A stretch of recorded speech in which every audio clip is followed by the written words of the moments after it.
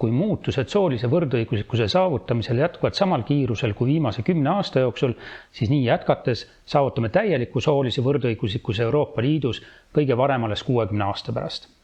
Selleks, et soolise võrdõiguslikkuse arengut järgida, on EIGE välja töötanud soolise võrdõiguslikkuse indeksi, mis näitab, et olukord paraneb Euroopa Liidus väga aeglaselt. Igal aastal oleme Euroopa Liidus järjepidevalt saavutanud väikest edu, kuid koroonaviiruse pandeemia ning muud globaalsed kriisid ohustavad seda arengut. EIGE soolise võrdõiguslikkuse indeks on oluline poliitika kujundamise vahend, millega mõõdetakse Euroopa Liidus soolise võrdõiguslikkuse arengut aja jooksul. Indeks annab igal aastal Euroopa Liidule ja liikmesriikidele hinnangu vahemikus 1–100 punkti. 100 punkti tähendab, et riigis on saavutatud naiste ja meeste täielik võrdõiguslikkus. See annab liikmesriikidele võimaluse järgida ning võrrelda edasiminekut soolise võrdsuse valdkonnas ning mõista, millised on valdkonnad, mis vajavad eraldi tähelepanu.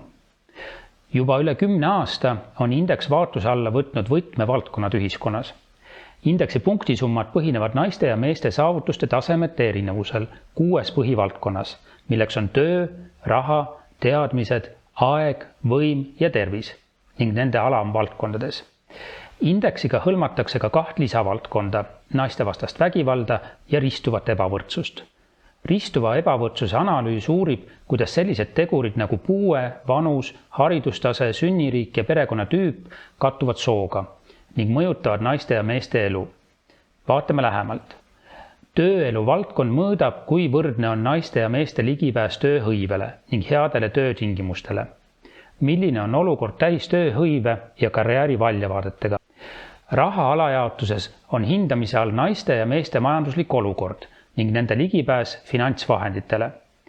Vaatame, kas on olemas erinevused sissetulekutes ning kes on vaesusriskis.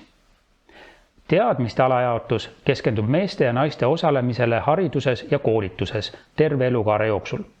Kui palju mehi ja naisi lõpetab ülikooli ning millised erialasid nad õpivad.